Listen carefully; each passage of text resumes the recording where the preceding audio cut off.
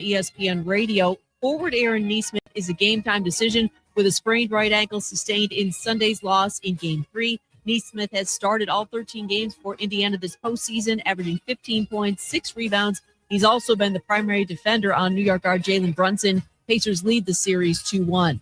Stars standout forward Rope Hintz hoping to return from a lower body injury for Game 4 of the NHL's West Final against the Oilers tonight. 8 Eastern ESPN, Dallas down 2-1. Houston guard Milos Uzan will withdraw his name from next month's NBA draft, according to ESPN NBA draft analyst Jonathan Gavoni.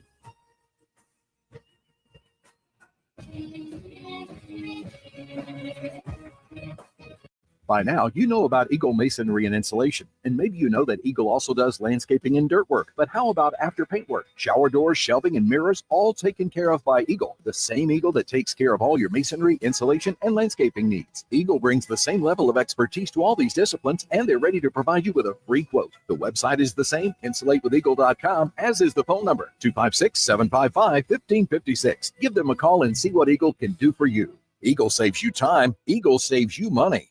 The following liner is courtesy of Frank Caliendo. Check out Frank online at frankcaliendo.com. Listen to Talking Ball with Scott Tyson and Drew D. Armand weekday mornings. Knock on wood if you're listening.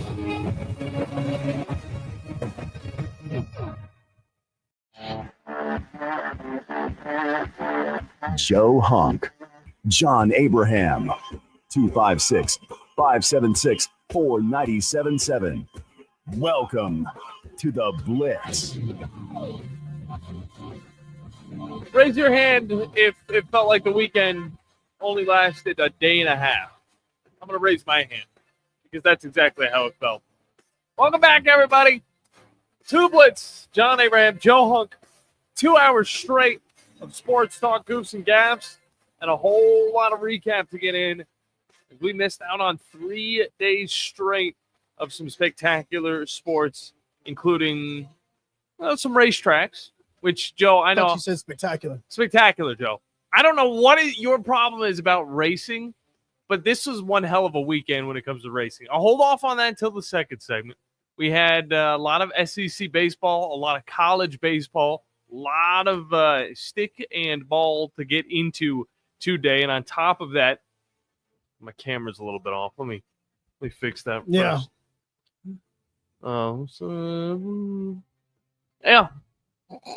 And on top of that, of course, a lot of playoff action going on in the NBA. On top of that, in the NHL. Joe, your bracket was already kind of thrown off, but it's just getting worse and worse as the Panthers just continue to smear the Hurricanes into the dirt. But the Hurricanes did get a win yesterday. Oh, no, my bracket on that side doesn't even matter anymore. No, it doesn't. No, because again, I had Toronto going over there, so that part of the bracket I'm done because I had Canes versus Maple Leafs in the conference finals, so I had one of the two, and so I didn't even have the Canes going to the Stanley Cup. So all right, we're done with that one. It's now more about Edmonton. I need Edmonton. Dang it, Oilers. I need you now. It's not looking like I need you now more than ever. Not looking like either way that's going to work out for you because you went on to pick 2 Canadian teams. No, I think that's the funniest thing about it. And now you're getting 2 of like the southmost teams going to probably. I mean, Edmonton. I just hate Dallas, to be honest with you. I've always hated Dallas. Yeah, I just don't like them. I could see that. Edmonton's not doing terribly. They have 2 wins in that series, but Dallas definitely making a case for themselves. Whereas Carolina, they got a win yesterday. All right. It's funny, though, because 2 of the goals didn't even get scored on Bobrovsky. It was just an empty netter. So they were able to get that 3-0 lead just by, going down the ice and winning. It wasn't too competitive. It was a nail-biter at the very end. But you know what I love about gotta admit, a majority of the game wasn't very competitive. I love that out of all the things that people that are listening to 97.7 care about, you go to the least ones. Racing and then hockey. As much as I love the hockey, you go to the ones that they care the least amount. Do you know how many views the Indy 500 had? Something that I think has as much hype as maybe the Kentucky Derby. Do you know how many people actually enjoy talking about the Indy 500? I don't know. Let's ask them. 256-576. None. 4, not none. 97.7 is the number to get into today's show, as we have a lot of fun things to get into. We've only touched on some of them. Also, the SEC meetings going down in Florida. We'll be touching on that, maybe getting a few interviews, maybe listening to what Greg Sankey had to say. Yeah, Kalen DeBoer is actually supposed to be talking during the 10 o'clock hour, so we're going to try to carry that for you before we wrap up with the show here in just a little while, because we have a man on the ground that may or may not have a last name of Moulton, and so he is working on seeing if he can pull and get that for us and get that to us, because we don't have any streaming options. So we're trying to figure out the best way that we could do this without getting into trouble. I think Steve could figure something out. Yeah, Steve's going to be able to figure it out. Call us, Steve. Just call us. Yeah, just do it where they can just put their heads up and the mic up to them. There you go. Also looking right now, okay, yep, no Hugh Freeze, so we're all not going to have to deal with that crap as is going along either. So yeah, we're good on this part. You don't listen to your favorite coach in the world? I would if he was talking, but Hugh Freeze is. And so, no, I actually had I don't know what it was. I think I had a dream about getting to tell off Hugh Freeze. Oh, and I want to know how I that really kind of woke up in a good mood this morning. I don't know if it was this morning or when, but I just remember something about getting to tell him off and to getting to call him a used car salesman to his face. And, obviously then not getting banned from Auburn, because obviously, that's how it would be. Obviously. And so, yeah, no, it was, I don't know how that dream came up, but that's exactly what I had. Were you telling him who to put in the quarterback position? Well, it's kind of hard too, when the people that you would probably want at the quarterback position aren't on campus, because obviously Jackson Arnold was the best option for everybody to go with. So no, absolutely not. No, I'm already punting on this season and every season that he's a head coach. No, don't do that. Yeah, I think there might be a hit or miss just somewhere in his. That's what time. Auburn's defense is: hit and miss. Swing and miss, more like. I mean, they'll hit, and then the running back will bounce right off, or the wide receiver will bounce right off, and they'll just keep running. That's exactly how it'll go. We got Joe Healy coming up in the second hour of the show as well to talk a little bit of college baseball from D1 baseball. And I look at this field right now, Joe, and I see, honestly, for Alabama, a pretty favorable little region to play in. And I get where you could say, oh, well, they're not the number one seed in this region. I don't think it matters. I think for Tennessee, I think this is actually something that's interesting, because we know how they've played at home all throughout the season. Do you think it's good or bad that they have home field advantage in their region? A lot of people would probably say good. But if you look at their track record this year at home, it has not been solid. We've had a few conversations about that and more inside of Knoxville's region. Miami, Ohio, Wake Forest, Cincinnati. We'll be getting our thoughts in throughout the week as we go on. On top of that, Florida didn't get a number one seed. They're going to Conway. They're going to be playing up against the Coastal Carolinas, the Fairfields, or the Eastern Carolinas. There's a lot of interesting matchups we're going to be seeing, and that is what college baseball, D1 college baseball, is all about. Yeah, that's kind of the two parts about the bracket that suck for Alabama and Auburn. Is that if Alabama does get through the Hattiesburg Regional, what they're going to do is turn around and they'll have to play the winner of the Vanderbilt Regional, which is most likely going to be Vanderbilt, because they're the number one overall seed and Alabama is in the 16 seed bracket. You don't think Wright State's going to give them a run for their money? So they're going to be playing Vanderbilt, whoever goes in there. So the winner of the Hattiesburg Regional is having to go to Nashville. And then if you look at Auburn's regional and when they're playing, they will have to play the winner of the Conway Regional, which most likely, I would say, is going to be Florida. Well, you say Florida, but Coastal Carolina has been a solid team throughout the and that's season. the reason why they're a host team. But I don't know if Coastal Carolina, again, you could be a top tier team in any other conference, but you look at the SEC, the strength, the RPI, and you look at the SEC, the midway point could be a majority of these top tier teams from other conferences. That's what I look at. Now, there are a few from the ACC that I look at that might be a little bit more stout than others. I look at Georgia Tech. I look at Clemson. Those two teams are pretty solid in their own right, but I don't see a Coastal Carolina beating a Florida as hot as they've been. I just don't. I don't see it happening. So what's going to have to happen is you're going to be looking at two pitchers. Mainly, it's going to be where is Jacob Morrison going to be pitching for Coastal Carolina, because he is most likely going to be held out and in game 1 for Coastal Carolina, because they're going to want to try to save him for day 2, which would most likely be against Florida. That is the thought, because a lot of teams, especially if you have an ace as good as he is, and I'm talking about he is hands down that team's ace, you're going to want to try to get through that first game without having to use him. So I would assume that Jacob Morrison's going to be held out just so that they can utilize him against the Gators to give them the best opportunity to try to get to the championship round in that way. What they're probably then going to be doing is mainly like it's going to be a Cameron Flukie that's going to be pitching, I would assume, for Coastal Carolina in that first game. But for Florida, you are in a very good situation that you can go in and be able to win this bracket and continue to go. That's the sucky part about this for Auburn.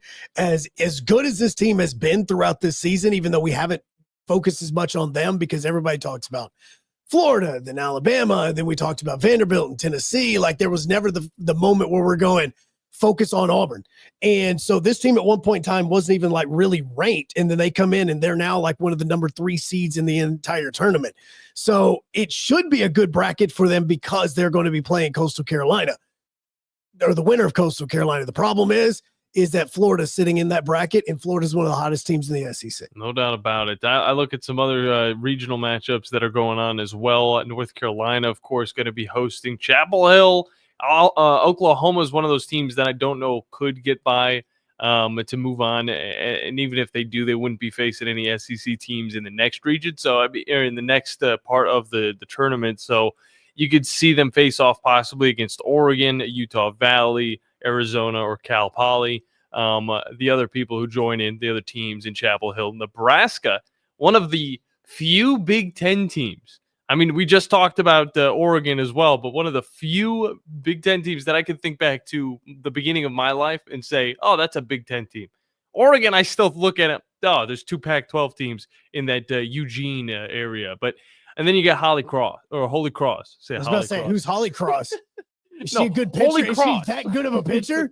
Holy Cross, the team that Vanderbilt played like, Holy Cross, the team UAH is playing hockey all the time. Yeah, it was the team that Army played, I think 2 years ago. I remember Crawdad talking about that one on the show. So what a wonderful matchup that was. I think it was 14-3 at the end of it. Yeah, Army wasn't good 2 years ago. Across North Carolina, Baton Rouge, LSU, you got DBU, you got Rhode Island, Little Rock, and then right above them is Athens, the Athens Regional. You get Georgia versus and Duke, Oklahoma State, and Binghamton, who they're the Sea Monsters. I mean, it's a sea monster. Binghamton. You ever is it a sea monster? Is it truly a sea monster? That's the question. I have not watched. Is that a sea monster? Second of this team. Binghamton. Yeah, hold on. I can tell you what their mascot is. I thought it was Birmingham at first. No, it's not Birmingham. That's a UAB. That's not Binghamton baseball. It's a Bearcat. That's a Bearcat. Why is it green? What in heaven's name kind of Bearcat is that? Oh, geez. I mean, their colors are green and white, so I get it. But we had a fun time going down the March Madness teams that we had no idea about. Now we get to look at some of the teams we have no idea about. Fairfield, other than a hotel. Oh, really? Yeah. I mean, what is that? Jack State too? Other than a hotel? Probably so. It's building up.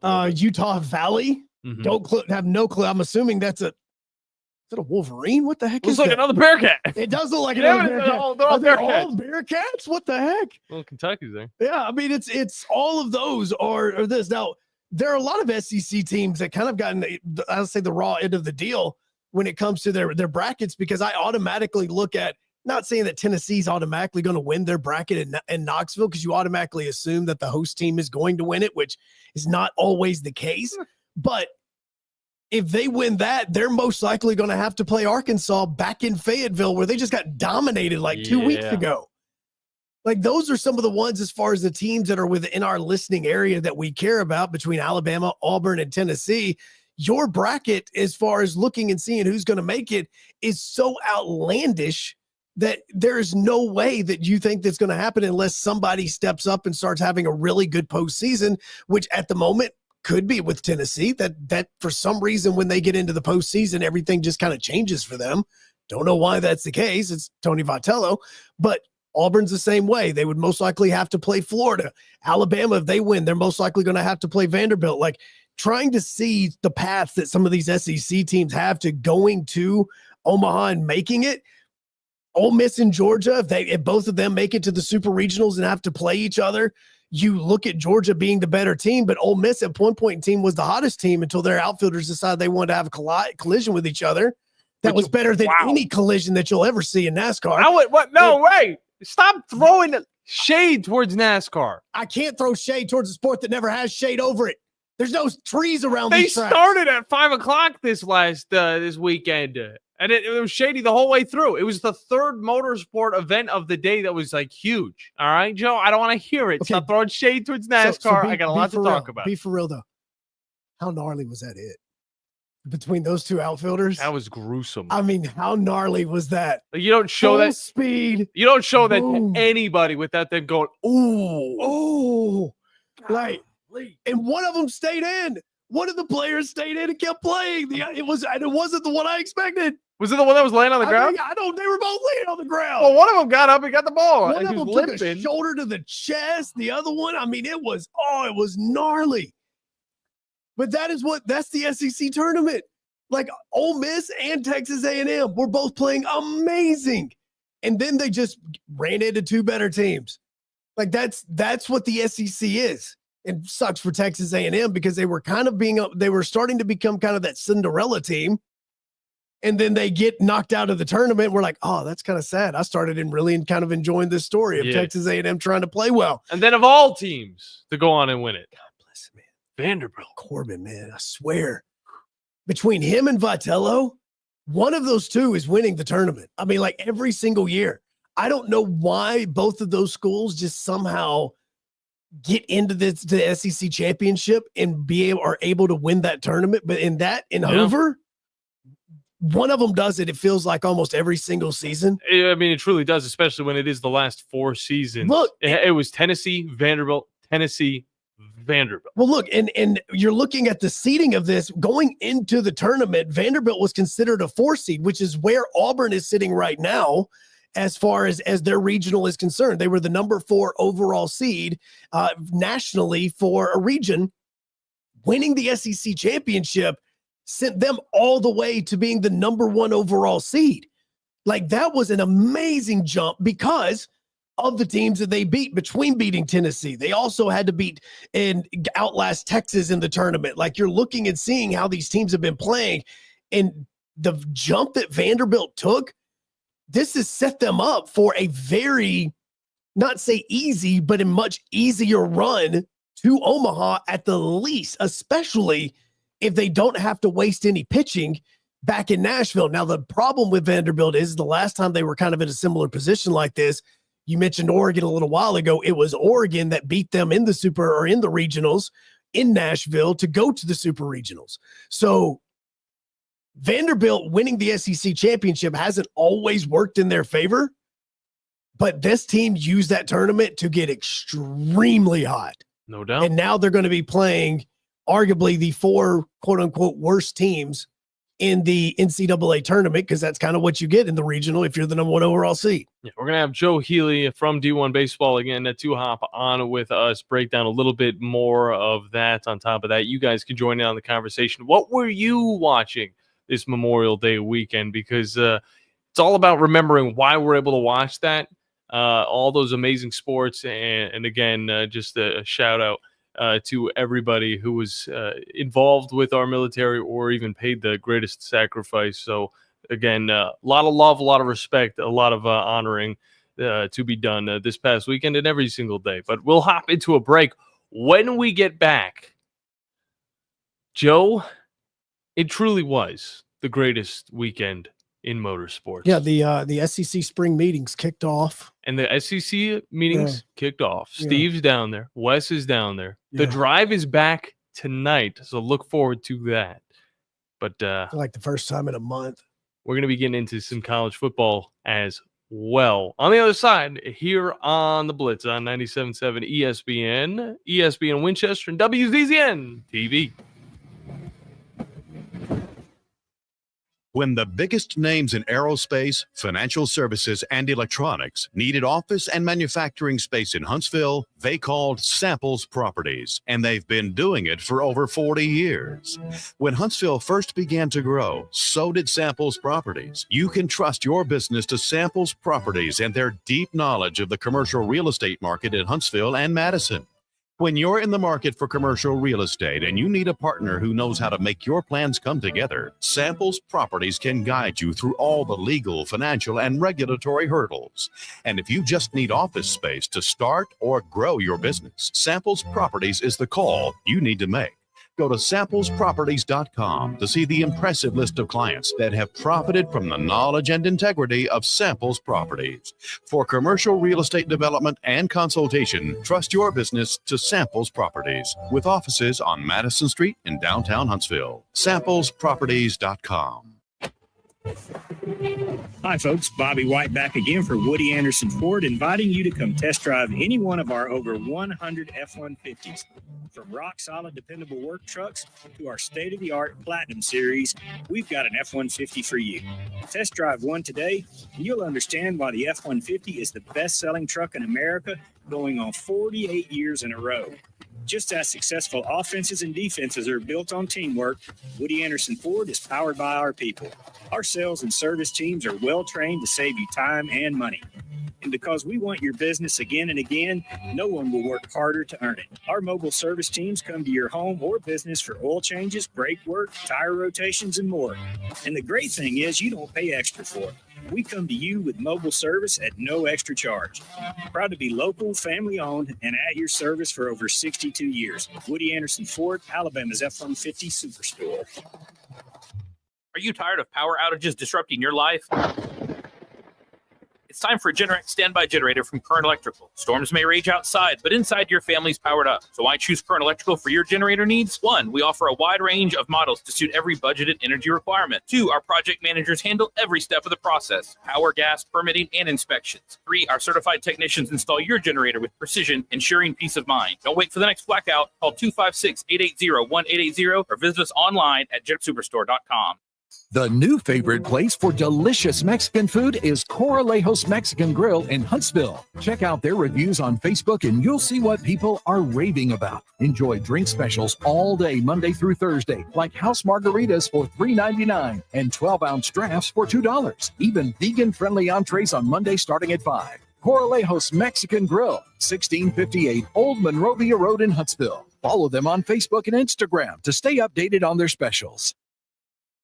I'm Jeff Jr., founder and CEO of Trajan Wealth. I was born and raised in northern Wisconsin by both my father, who owned a small 10-lane bowling alley, and my mother, who was a nurse, who did her best caring for everyone in our small town. My parents stressed with me that if you were going to do anything, it needed to be done right or not done at all. I later joined the Marine Corps, where additional values were instilled. Values like honor, courage, and commitment. The motto of the Marine Corps, Semper Fi, which means always faithful. The best part of Trajan Wealth, our 100-plus employees who also embrace the exact same values. If your current financial advisor is more interested in selling you something or is more loyal to their own financial gain than yours, give us a call for a second opinion. We would be honored to hear from you. Call Trajan today, 256-208-9000. That's 256-208-9000. Advisory services offered through Trajan Wealth LLC, an SEC-registered investment advisor. Tom Abraham here for Valley Equipment Rental. You know, if you're a contractor installing fences, you need Valley Equipment Rental for augers of all sizes. And if you need a forklift to get those shingles up high on a roof, Valley Equipment has 10K lifts that reach to 56 feet. Valley also has tow-behind lifts that have a working height of 35 to 55 feet as well for power washing those two-story homes or doing whatever else you need to do. Lifts, forklifts, tow-behind lifts, 35 feet and up. They have your lift at Valley Equipment Rental. 2 locations, North and South Parkway. Valley Equipment Rental. Your Fox 54 weather brought to you by Tellini's Italiano. From the Fox 54 Weather Center, I'm Chief Meteorologist Jordan Dressman, dropping into the mid-upper 60s as we head into the overnight early into your Wednesday morning, maintaining the opportunity for a little bit of rain. A mostly cloudy to overcast sky as we head into your Wednesday afternoon. Temperatures climbing into the mid-upper 70s. A couple of folks could see the lower 80s. Scattered showers and thunderstorms once again in the forecast, dropping into the mid-60s overnight. Your Fox 54 weather, only on 97.7 ESPN The Zone. This will turn journalism on its ear. Watch our stream on WZZN TV on Twitch and YouTube. But you are the greatest hero in American history. We are 97.7 ESPN The Zone. I'm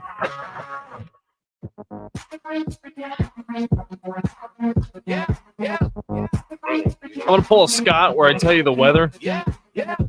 Because it might be 73 degrees out, but golly, does it look bad. Does it look ugly outside right now? This is my favorite time is when it's ugly. It looks beautiful to some people, but it also leaves a lot in a haze. And I got to admit, a lot of people probably driving to work a little bit worried. You know, it is the rain. Yeah, and a lot of people don't know how to drive going to work in the rain. No, you're not wrong Like, about dude, that. we've been off for what, 3-4 days? Mm-hmm. Again, if you're the drive, you've been off for like 2-3 weeks. In Tom, about a week and a half. And so I try to go to work. I left this morning. I left the house. Remember, I only live 20 minutes away.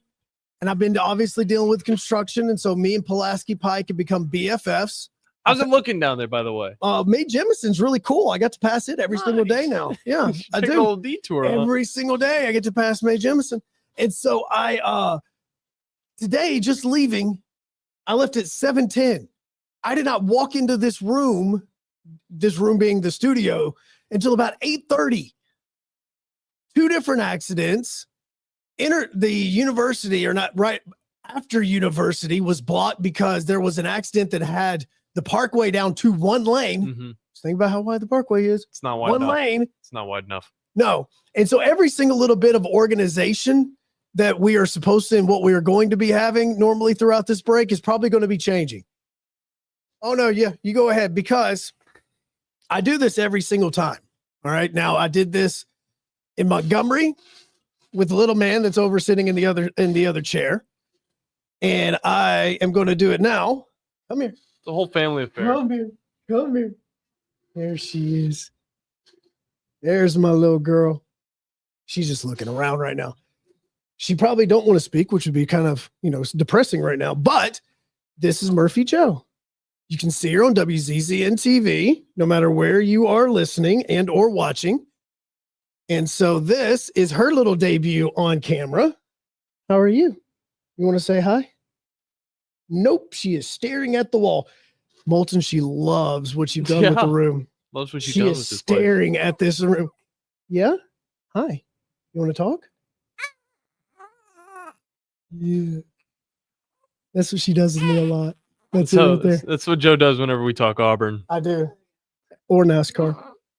I Just a little bit louder. On Just a little bit louder on that one on there. So, can you say hi?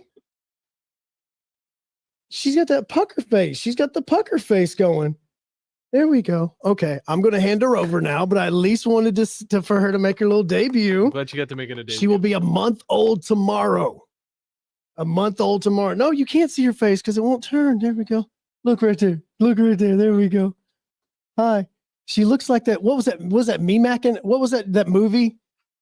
The one where the little alien comes down with his family. You're talking about E.T.? No, not that one.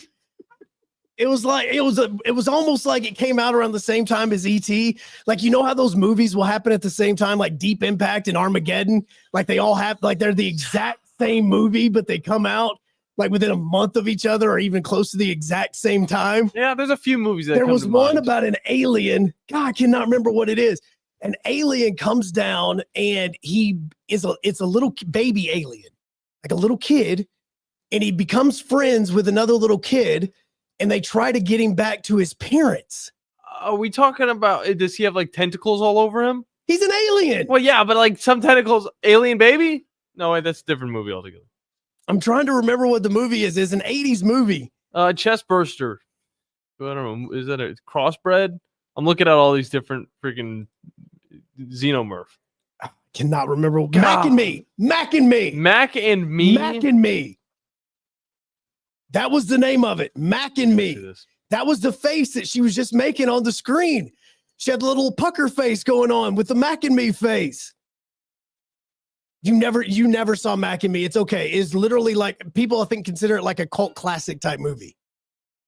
I have no idea. I've never even heard of it. I don't know what this pucker face that you're talking about. That's his normal face, like the normal Mac and Me face. That was the face, that was the one that my daughter just made. Okay, yeah, I agree with you. Okay, Joe. Now we had that. She had her debut. My wife actually was here because she was up and my son's hanging out with me today because he's now on summer break. Yeah, and so she was stopping by to pick him up, and the baby's hungry. So she's going to go ahead and go feed the baby. Well, before we get back into the sports talk, reminder that this show is presented by the wonderful people over at Fleming Roofing and Restoration. The guys you need to talk to about all of your roofing needs. If you're having any roofing problems, make sure you look them up online at FlemingHSV.com to fill out your free quote today. And remember that Fleming always shows up. What's up, Cameron, in the chat over on WZZN TV? You can join him or you can join us at 256-576-977. Now, Joe, bear with me for a second while I talk a little bit about this weekend. And if you let my show my daughter. I'll let you do whatever you want on this freaking show, Joe. Let me show my daughter, so I will give you the respect. I will never cut you off on anything that you want to talk about because I respect it. I think it's a great idea. I know what you know what you're doing. All right. The Monaco GP started off things this weekend, Joe.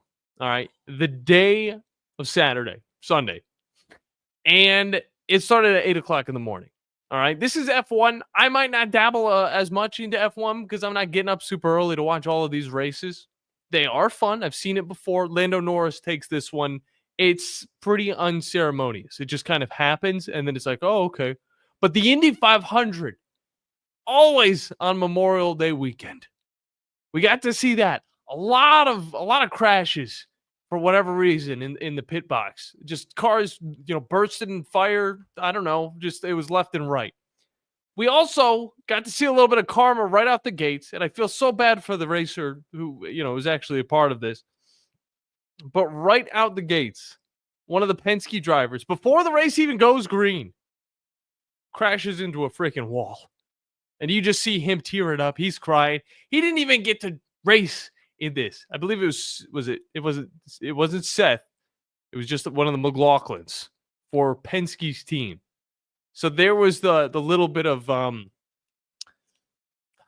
poetic justice, I would say, for the Penske team, seeing how, of course, they got fined and 2-3 of their top members got let go because of all scandal that went down. And then it ended with good old Coca-Cola 600. Right after the Indy 500, we get the 600. For the majority, Kyle Larson leading this thing.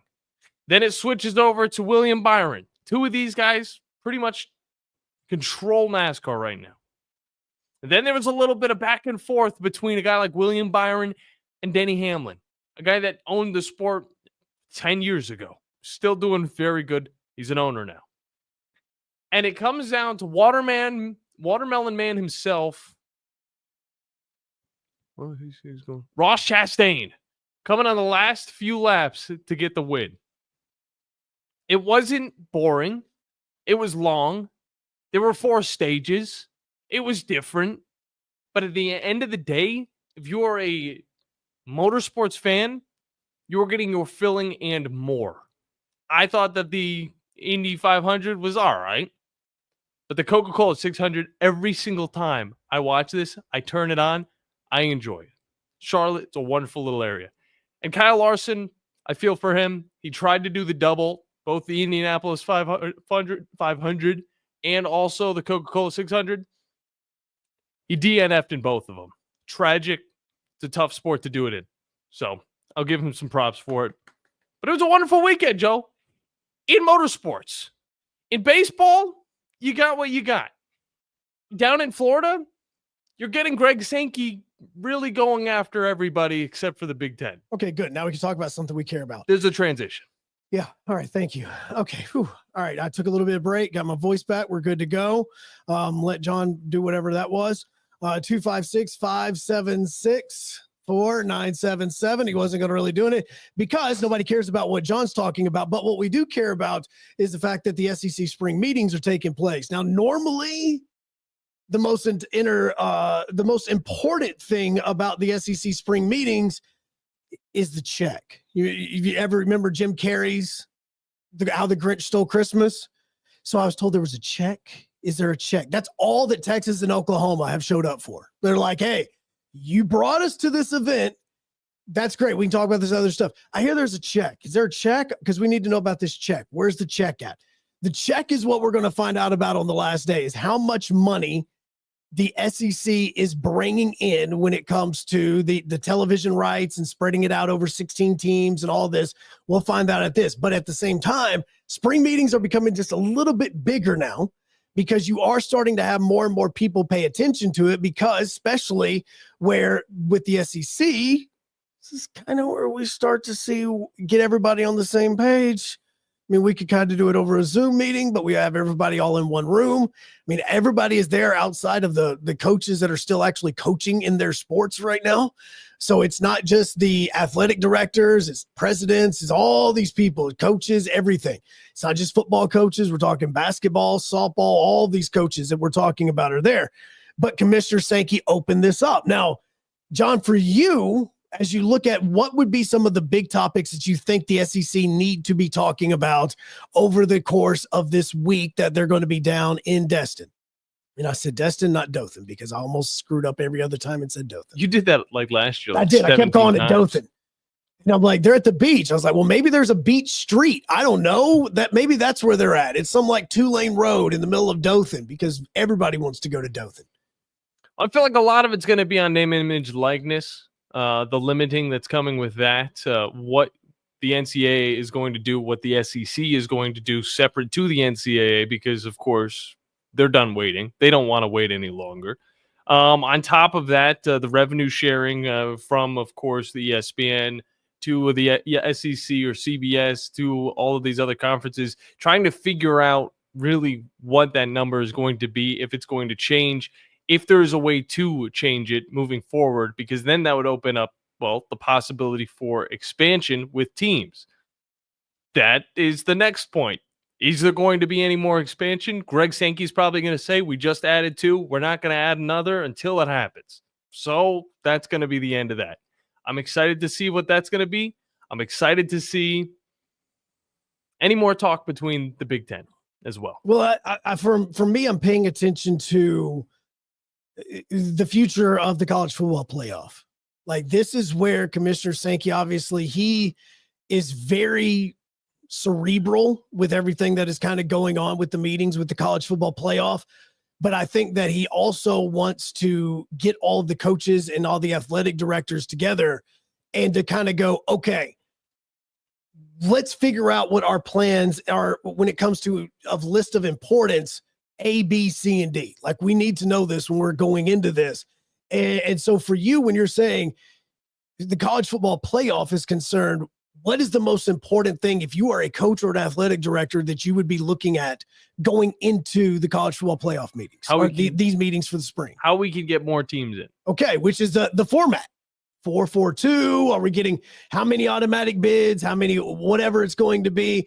Like, this is where I'm so not confused, but I'm also kind of confused on why we aren't pushing a little bit more. And maybe the SEC is, and we just don't know it just yet.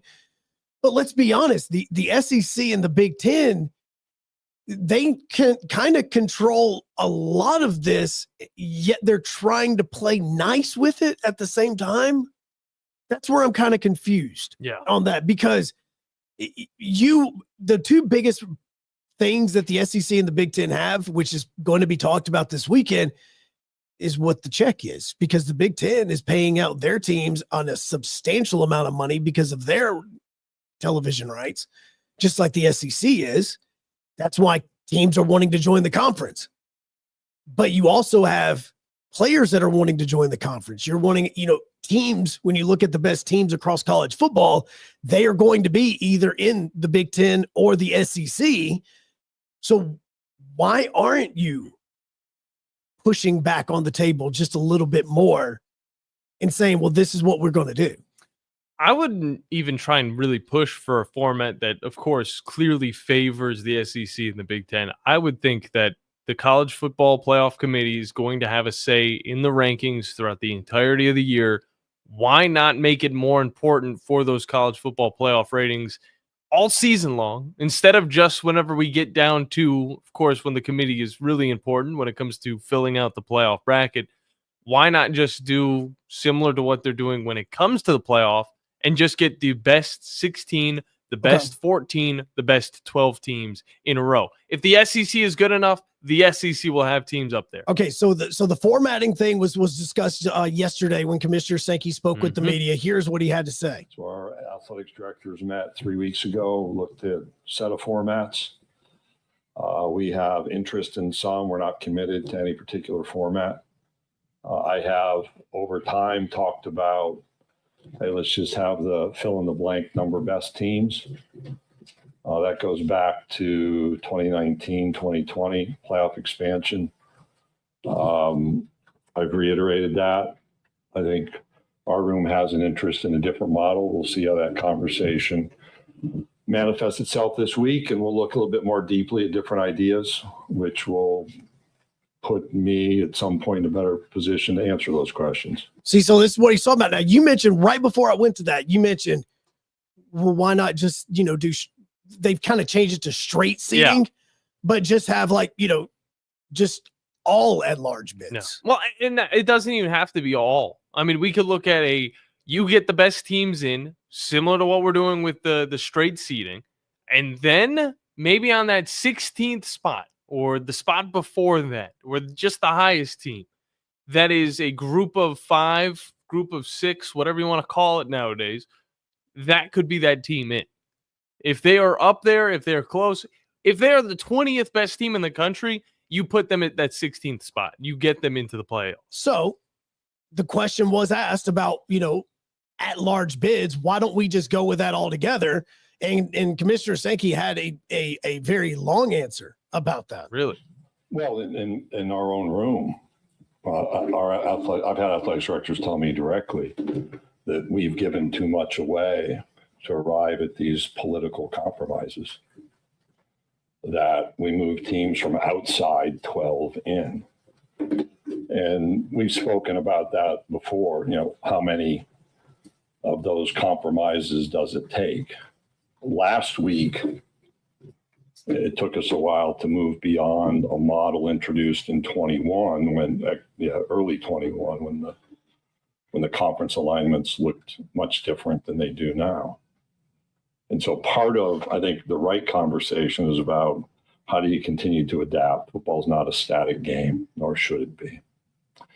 I think the second recognition is things have changed greatly. And part of where we are in basketball is because we have changed as a membership. So both of our new members were selected at large. We've taken 10 years to move from where we were for the preceding 10 years. So there's not like switch flipping that goes on. I think the word hope is at the center too. Like, how do you bring people into the conversation late in the season in this changing environment? And so the idea of could you have play-in type games continues to populate itself before you're into CFP selection. That's about building interest and giving hope. Whether that's the ultimate destination, we'll see. But to your question, why does it populate itself? Why do people think about it? Even if it costs us something, you could have more teams perhaps involved later in the season through that model. Well, my question is, with this, why don't you just say, let's just go ahead and go go by the rankings, top 12 teams in the country go. But why don't you say that? Because you can then use that as the reason why you get your 4-4-2, because then you're going to say, well, okay, so if you don't want to give us the 4-4-2, let's just go with straight seeding then. Let's just go with the top 12 teams in the country. they go. No matter what conference, no matter what league, no matter what top four, group of four, power four, ostracized four, whatever it is, no matter where they're from, the top 12 teams in the country go. The top 16 teams in the country go. Be the easiest way to show them. No matter what it is. Because then what's going to happen is which two conferences are going to get the most teams in? SEC, Big Ten. And then what the other conferences are going to say is, well, hold up. Now, no, we can't do it that way because then you guys will be getting like 5 or 6 teams in each then. Do better. Okay, then let's go 4-4-2. Like that's the way that you do it because you either want some teams in or you're going to have none teams in. All right, because Alabama's going to fill out that field. They would have last year. They were at 11. You know who else is going to fill out that field? Georgia, Texas. On top of that, you could definitely see an LSU, an Ole Miss. There you go. You're already at 5-6 teams. Then you fill out the rest with Big Ten teams. Possibly, you might get 2. And I'm not saying 2 from one or other conference. I'm saying 1 from the ACC, possibly 1 from the Big 12. And then, hey, maybe Boise State. Maybe. I don't think they're going to be as good as they were. They don't have Genty. But you might see one of those teams hop in there. If not, I think there automatically should be a group of 5 teams. Well, yeah, there's always going to be one group of 5 team that's going to be like 11-1 or 12-0 or something along those lines. But like last year, if we would have went with straight seeding for last year, the SEC would have gotten 4 teams in. I mean, they got 3 in as it was between Georgia, Tennessee, and Texas. But why don't you just go ahead and do this? Like, and I say it from a standpoint of, hey, I know that we're all trying to work together. I know that we're trying to be better and make sure that everybody gets included. First off, I don't care about everybody getting included because trying to get everybody included then gets a team that doesn't deserve to be there killed, and we waste an entire spot on somebody that didn't deserve to be there. Like, if you're getting the best 12 teams in, the best 16 teams in, then get the best 16 teams in, regardless of it. Now, don't dance around the problem. No, I'm just saying, like, I look at it and I just say, you hold everything. Like, you hold all the cards. Like, it's basically you're sitting at the front of the table and you're trying to lead the horse to water, but it refuses to drink. Shove its face in the water. Make it drink. It'll drink after that. I mean, it'll either drink or die, one of the two. Like, let's stop beating around the bush when it comes to the college football playoff. It's got to be more complicated. That's the weird thing, because we're seeing 64 teams get put into March Madness or into the baseball tournament, and you don't see anything like this. You see 13 teams from the SEC, you see 9 from the ACC, 8 from the Big 12, and then, hey, because the Big 10 is not good at baseball, they only get 4. Well, yeah, because they're not good because they're on the road from half of the season because they can't play during the season. Regardless. I mean, outside of Minnesota, nobody else can play at home. You don't see the Big 10 over in the baseball side, and maybe it's because it's baseball. It's not football. It doesn't bring in the same amount of money. But you don't see the Big 10 making this big of a deal to try and get their teams in to the baseball tournament. This is how it is. It's never been the Big Ten's league to lead. I mean, you know what I don't see this morning? What don't you see? I don't see teams. I don't see Texas A&M crying because they got left out of the tournament. I don't see the Sun either. Well, that's true. I don't see these teams that were teams 65 and 66 from the baseball tournament going and complaining on social media and posting videos about the reason why their strength of schedule was better and all this other stuff on here. Like, it doesn't happen. Like, the only reason why you're complaining as much in basketball or football is because there's way more money that are attached to you getting into these tournaments than what there is with baseball. Yes, you get money to play in the tournament for baseball, but it's nowhere close to what you get for basketball or for football. And so everybody's just arguing about this for the money standpoint of it. And if you're wanting to continue to argue about 4-4-2, 3-3-3-3-3-3-3, whatever you want it to be, if you continue to want to argue it, then why can't the adults in the room, the people that are sitting at the front of the table, be like, okay, we're doing this one way or the other. It's one of these two ways. Because guess what? If we take the SEC and the Big Ten and we create something ourselves, guess what happens to the rest of you guys? You are screwed. Make them understand. Make them understand. It's a power move. Am I wrong on that? You're not. 256-576-4977. Is this what the SEC should do as they're talking about this? Is there somebody in that room this week that's just going to say, why don't we just on the table and just say, this is what we're doing? And break the table in half. Because that's what they got. I mean, when you have a Longhorn on your team, it's going to be heavy. We'll be back on the Blitz, ESPN Winchester, 97.7 ESPN The Zone, as well as WZZN TV. This is Brent Musburger's VSiN Action Update on 97.7 ESPN The Zone. Drivers who switch to Progressive have an annual savings of nearly $750. Progressive.com. Ranger Suarez on the mound today for the Philadelphia Phillies. He's 3-0 with a 3.70 ERA. The Phillies minus 115 on the money line. The Braves minus 105, 8 over the total at Citizens Bank Park. Auburn hosting an NCAA baseball tournament regional. They're minus 200 to advance to the super regional round. 38-18 record for the Tigers. They open with Central Connecticut State, Stetson and NC State, the other two teams in the regional. Alabama headed to Hattiesburg, Mississippi. Well, they'll take on Miami. The Crimson Tide plus 175 to advance. Mike Sennett, 97.7 ESPN The Zone. Hi, my name is Dan Aldridge. I'm here to let you know about the Aldridge Law Firm and the soon-to-be-announced Legal Town Center. I've been practicing law in Alabama since 1984, and I also practice in Tennessee. And I'm from North Alabama, and I'm here to represent you and take care of your legal needs.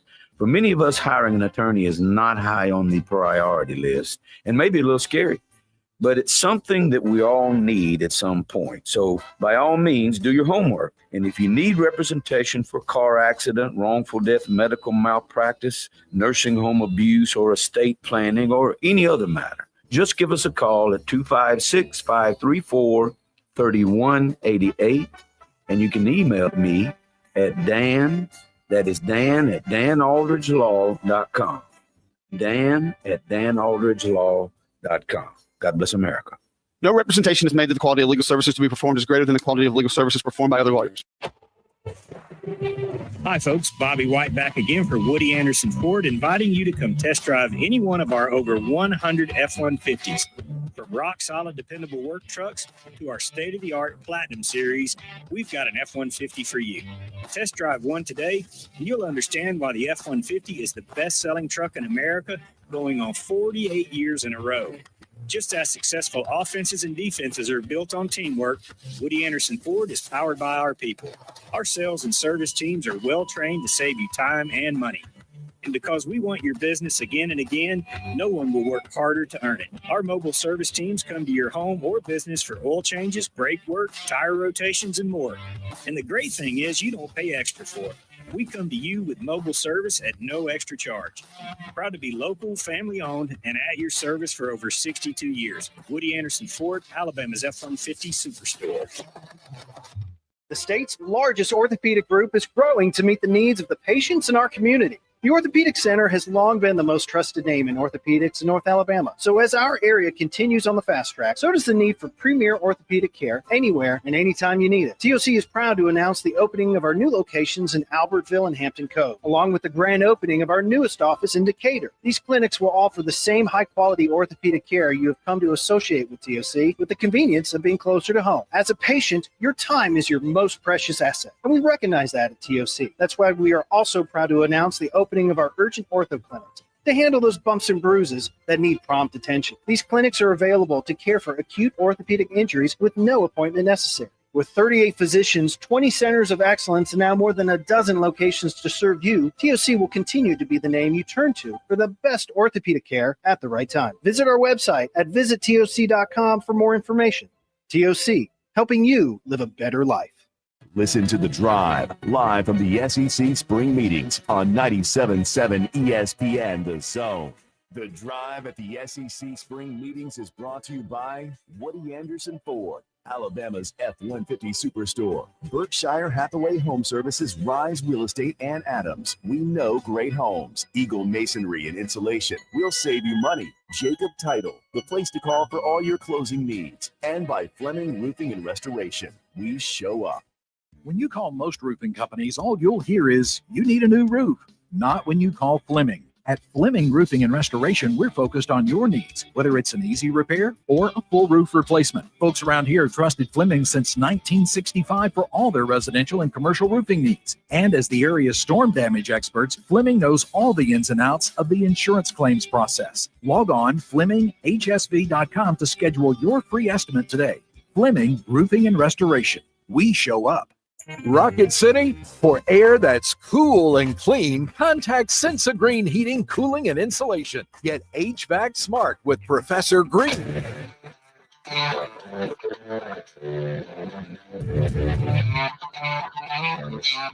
right, well, I guess we're done for the hour. Then, Joe, I need to tell you this, and before you say no, I'm going to be done with the sentence This was already. when we should have talked NASCAR. Amazon did a wonderful job covering the NASCAR. So kidding. On Prime. It was wonderful. I mean, it was night and day compared to what I was seeing on FS1 and even FS2. Trevor Bayne was a part of the broadcast. Dale Earnhardt Jr. was a part of the broadcast. And I will say, I liked every second of it. They did a good job. Sometimes it seemed a little awkward. They seemed like they didn't know what they were talking about, but they were able to re-up and get this whole race in, and they got it out of the way. I'm upset that they only get 5 of them this season. Either way, we'll be back. Second hour coming up next on the Blitz. Eagle Masonry and Insulation. It's right there in the name. Eagle is your one-stop shop for block, stone, or brickwork, monument signs, and outdoor kitchens and fireplaces. Eagle also offers the finest craftsmanship and insulation, including fiberglass or spray foam insulation, and of course, insulation removal. Philip Love and his team have years of experience, bringing the region the best in masonry and insulation services. For more information and a quote, visit insulatewitheagle.com or call 256-755-1556. Eagle saves you time. Eagle saves you money. Tom Abraham here for my friends at Your Home Window Company. When it comes to replacement windows, exterior doors, or new window screens, Your Home Window is the answer anywhere in Huntsville, Athens, Decatur, or Hartselle. Your Home Window windows and doors are made here in the USA and come with a lifetime warranty. When replacing those old windows or doors, Your Home Window has the solution for you. In-home estimates are always free and financing is available. Learn more at yourhomewindow.com and see clearly with Your Home Window. Visit yourhomewindow.com to make an appointment today. This is Steve Moulton from 97.7 ESPN The Zone, and this is What's Happening. Be sure and download our app. Just search 977 ESPN in your Google Marketplace or your Apple Store, depending on your device, so you can take us wherever you might go. And you can also check out our latest zone deals. Head over to our website, 977ESPN.com. The top left banner reads, Savings never tasted so good.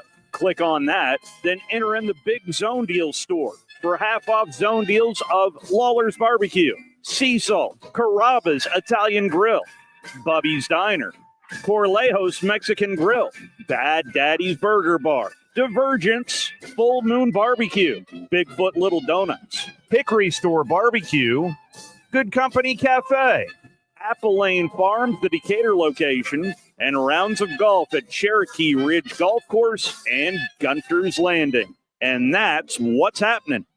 This is Steve Moulton for Tellini's Italiano. Tellini's Italiano is located right in front of the Walmart, right off of University, behind the McDonald's. More or less catty corner from Topgolf.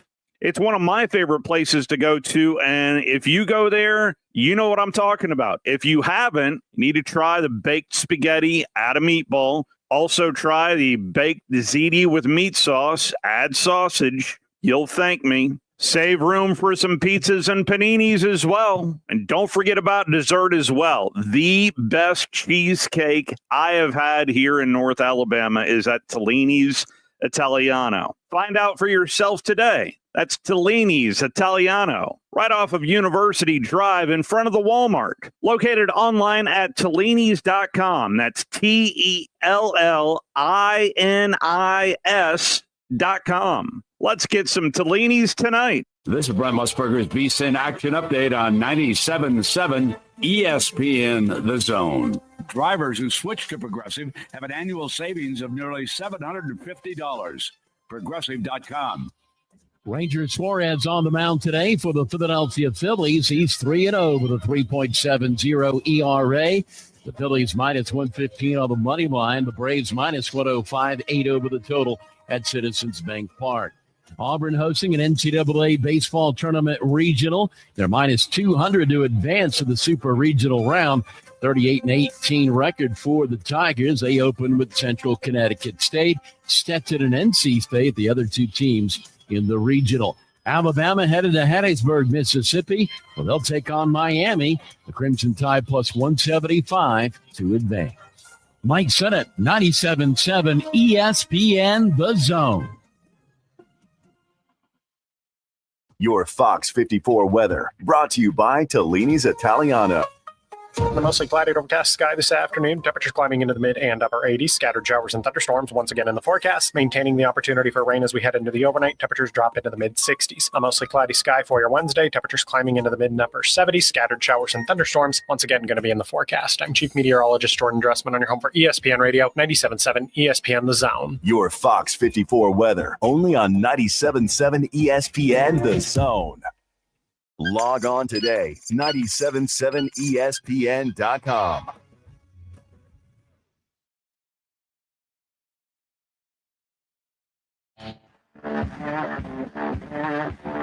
Joe Hunk, John Abraham, 256-576-4977. Welcome to the Blitz. Second hour, final hour, best hour on 97.7 ESPN The Zone, as well as WZZN TV. Joe Hunt, John Abraham, Murphy Joe made her first appearance on the radio just a little while ago. Extremely small, very tiny, little hairy. Very hairy. Do you realize how bad I feel? Because I'm a very hairy man. Okay, like I shave a lot so that I'm not as hairy as what I could be. Well, you shave more than you have to because you don't have hair on the sides of your head either. Oh no, yeah, I shave like 95% of the hair that I probably could have. I have to shave all of that.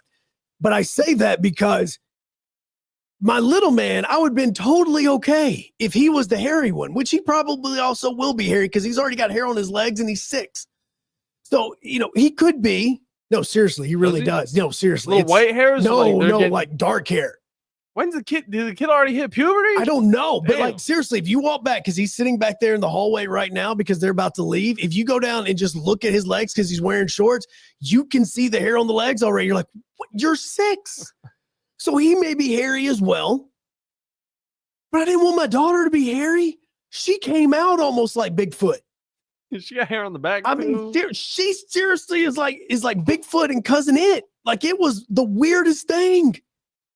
You thought I was kidding until my wife showed you her back. I had to look closely, but there is hair on the back. There is. It'll help protect her from bacteria. That's what hair does. That's the purpose of hair, Joe. Is it really? For the most part, yeah.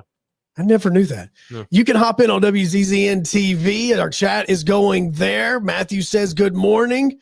Cameron said good morning as well. As we get that going on this very rainy Tuesday, it's going. You can see the football helmets are back in the studio. Yeah. Why? It'd be kind of cool. You know what would be really cool if we had some shelving somewhere. Yeah. That we could possibly put the helmets up on shelves. Maybe like perfect right there, in this little corner right over here. Yeah. Yeah. There's like a little corner that we could possibly put some shelves right there, and we could just have the helmets going right. That'd be really cool. Wow. Yeah. I mean, It'd be really a fun idea if we had somebody that could do that. I'm surprised this is the first time we've ever talked about it. It may be. We may need to bring that up next time we all get together about what if we put shelves over here so that they could hold all these awesome football helmets that we Joe, have. Before you get into anything that you're going to get into, I do have some breaking news for you.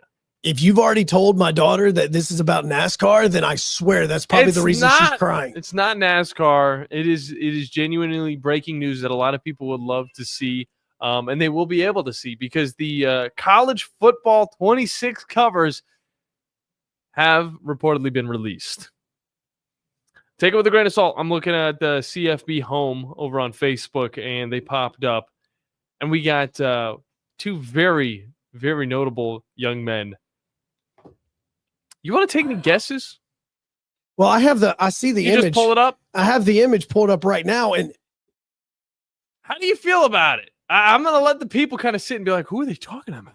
Who are they talking about? Don't look at the first off, Kennesaw State is on the cover of College Football 26. I'm shocked Auburn's on the cover. Army even makes a little peek on this cover. And I'm not talking about the players. I'm talking about the main cover for this new football game. Has these flags in the background, these two cover athletes. Yes, there's two of them.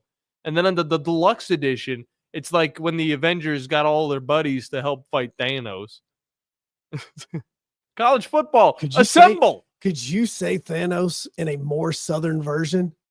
Thanos. You seriously made me think like Thanos did not fly through the portal in a ship. He shoved his 4x4, his 4x4 Chevy with the gun on the rack, and he put that sucker through the portal. I'm mentioning Thanos from the the final, like the scene where he's out on his own little world, and then he gets his hand cut off, and then his head cut off.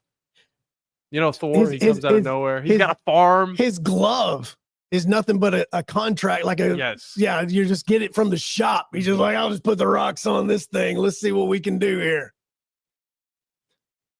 He's only 17, man. He's 18. Man. God bless it. He's 18. He's 18. That's right.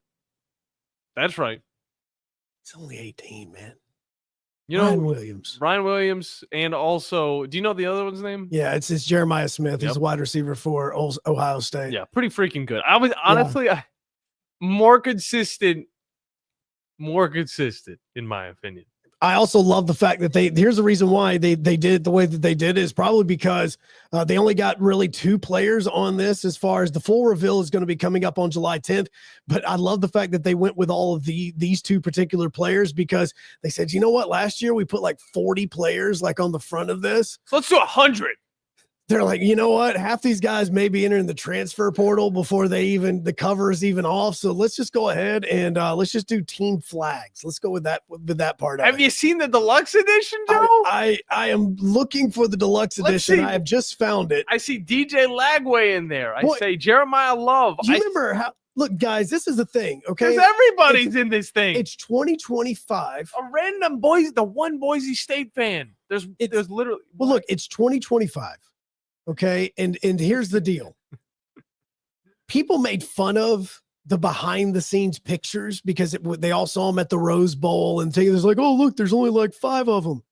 Guys, there's a thing called Photoshop. And there are people that are extremely talented digitally. There's one sitting across from me right now that is so extremely talented at Photoshop. Look, I'm trying to give you a compliment. Don't act like I'm not talking about you. This comes from the picture that we all saw of everybody sitting around at the Rose Bowl taking the pictures. Everybody's like, oh, look at this. This is going to look horrible. This is going to look dumb. No, it's Photoshop, man. You take all these pictures, you put it all together, you add stuff around it and behind it, and boom, next thing you know, this is the cover that we got. There's coaches in here. Ryan Day is in there. You see Kirby Smart. I guess Tim Tebow's got to be in there for some reason. James Franklin's in there. They couldn't put Urban Meyer in there. Well, no, I mean, he's actually there. He's just sitting on a stool, and there's a cheerleader right in front of him. So you can't really see him on that one. Sorry. It's just, it is what it is. And so there's a referee there. He's looking to the sky like most refs do during games. James Franklin's in there. Franklin's peeking. Yeah, because coaches are going to be involved this year. Like, I guess they've signed their letter of intent. I also love how they have I believe that is that God, I'm gonna feel Crawdad, I'm so sorry. Is that Army or Navy? Where at? Right beside the first down marker, they have a player in his dress blues. He's not in a uniform, he's in his dress blues. Oh, I believe that. See, I want to say that that's Navy is what they have in there. But he's in the gray, it looks like. He's in the gray. That's why I didn't know. It's the Army? See? Crawdad, call in. Damn it. I feel so bad. They because made the cover. Hey, they put an Auburn fan in there. It shouldn't be Navy, but it probably is. You know, it's not Jackson Arnold because obviously Jackson Arnold was too busy to go out to Florida, go out to the Rose Bowl to actually be able to take the pictures because he was trying to, become friends with his wide receivers. Yeah. Lane Kiffin's in this. I mean, you're going to have so many coaches that are actually involved in this game right now that is going to be extremely fun to actually see them on the sidelines. It's Army. And then, okay, see, God, I'm so sorry. Crawdad, I'm sorry. Navy got the white hats. Okay, see, yeah, I am so sorry. This is actually a cool cover. It has a ton of different things in it. You see the flag just like it's College Game Day. The Washington State flag's in there. There's obviously mascots as well. Garrett Nussmeier. Garrett Nussmeier is involved in this. Like, you've got a lot of really cool little tidbits and little bitty things that you can be looking at that honestly you could stare at this picture for hours and find different things about all of it. That's exactly what I'm doing. It's like an I Spy book. All right. I see the Clemson Tiger. I do see that the ref is just kind of standing there. The duck, he's like he's staring into the sky. Duck giving that touchdown, all that stuff. They need the Nike duck though. They need that really edgy looking duck. By the way, speaking of Nike, Auburn is officially they're slowly but surely transitioning. I think July is when June. Yeah, it's July. I believe it's July 1. July 1. Either July or June 1 that they turn into a Nike school. Finally. I cannot tell you how excited I am about this because there's a reason. If you go back and watch every single show that I have done with John, you see that I don't have much Auburn stuff that I wear. There's one or two sweatshirts, maybe a t-shirt or two, maybe. And the reason is because all of their merchandise that they sell from Under Armour is basically awful, garbage. Terrible. The looks are bad. The logo, every single bit of it is bad. Why I gotta have a bowl on it? Their team hats, I've got their baseball hat that's made from Under Armour, and I even watched it this past weekend, and I went, it's okay, but it's still not great. Like it shrunk. And then I see the hats that obviously Tennessee and Alabama have and how good those look. And I'm going, okay, those are some good hats. Everything about it is just so lower tier than what everything is the vintage stuff just looks bad. You have to go to 4 or 5 other different places to try to find your stuff because the Under Armour stuff doesn't look good. Their sweatshirts don't look good. None of their field merch looks any good. Thank God they're going to Nike, man. I'm ready for some good gear that I can actually purchase. Yeah, it's about time they finally make the transition and join everybody else. But Joe, this cover is going to be great. It's going to look awesome on the shelf if anybody actually buys the game because everything's digital nowadays. It's probably going to cost $70. Does anybody actually buy the hard copies anymore? I'm going to say that there's probably a fair share of collectors out there that still get the hard copy. I guess so, but I mean, I've never understood. Once I went digital, which I used to be a disc guy. Mm-hmm. Once I went digital, I've never looked back. Yeah, because I can seriously the little man over here. Whenever he comes in and we play video games, I don't have to carry the system and 16 video games with them. It's all on the system itself. Yeah, no, it's definitely user friendly. I think this is the way that video games have been meant to go. And for one point in my life, I did think that this was tragic. I think video game stores are probably going to go out of business in the next 20 to 30 years just because everything is on the store. And that's why you see stores like GameStop transitioning to more of the collectibles as well as the video games in their original form. I'm going to miss it. I'm going to be honest with you. I loved my original collection of Xbox 360 or PlayStation 2 games. It looks great, but at the same time, it doesn't bother me to the point where I feel like I need it to go out and get that hard copy. It truly doesn't, and it's a waste of space. And also, if I lose the disc, what am I supposed to do? Well, yeah, because the disc can't play the game. The disc acts as a key. That's what it is. It is a key to the game that you take the disc, you put it into the system, it uploads But then you still have to have the disc. Like with the digital copy is always there. It's in the cloud. You don't need to have it. Yeah, like for instance, if little man wants to go back and play WWE 21, I can download it and we can play it right there, which actually I don't think there was a 21. Maybe it was 2020. Yeah, they took a year off. They took a year off, which was very smart. Wish they did that every year. And so it was like, if he wants to go back and play WWE 15, I've got it digitally and I can just upload it and boom, it's good to go. Well, you said that, Joe. I wish they took a year off in between every single time they came out with a game. What's this game going to have that last year's didn't have? Well, what I mean by it is the games are so rushed that there's not much room to improve. Yeah, and now there's the 26 college game coming. They had 13 years to kind of sit down and think about what they were going to do for the new college football game, and they gave it to us. Well, now they get a year and maybe some change to give us this 26 game. Well, and my first question is this game still available on PS4? It shouldn't be. But is it? I don't know. If it is, then there's the problem. That's the biggest problem. No, wait, no, these games aren't. These are next-gen games only? Yeah, even 25 was next-gen only. Okay, see, so that's why I'm saying I don't have a problem with the football game. I enjoyed it. Like, the one thing that I love about the college football game is the fact that I didn't have to focus on playing mud. Like, I never had to focus. I didn't want to play it. Like Ultimate Team. Yeah, it's Ultimate Team. My Ultimate Team, MUT, mud. You know, with Madden, that's all anybody ever plays is mud. Like the whole focus on the franchise and everything else has been taken away because they can make so much money off of mud. I don't think, and I could be wrong, and obviously EA is the only one that knows this. I don't think that EA made that much money off of mud with college football this year. I mean, they may have compared to Madden, though. No, definitely not. Like, that's what I'm saying. Like, they made money on it, but I mean, it just wasn't as interesting. And so I'm focused on, finding the different franchises. Once you were able to create teams on your laptop and then you were able to upload them, the only thing that you weren't able to do is build a stadium. Like, if they allow you to start building your own stadiums, now we're in a totally different world. There were people building UAH teams. There was a UAH Chargers football team on there. I downloaded him. I played as him, just to have him on my one of my non-con games. I just put him in there. Helmet was pretty cool. Basically like the Denver Broncos, but just in UAH colors. But it was like those things were so much more fun. With Madden, the game looked great. Just put the new rookies in and let's go. Yeah, just do update a roster update. Like, yes, with my Japanese baseball game that I play, the game came out with the 2024 season. It dropped to 2025 version. So now whenever I upload the game, first thing that pops up, do you want to play the 2024 or the 2025? Yeah. I want the 2025. I get the new uniforms, the new rosters, all the stuff connected to that. Boom, we're good to go. And it allows you time to be able to make the game look better.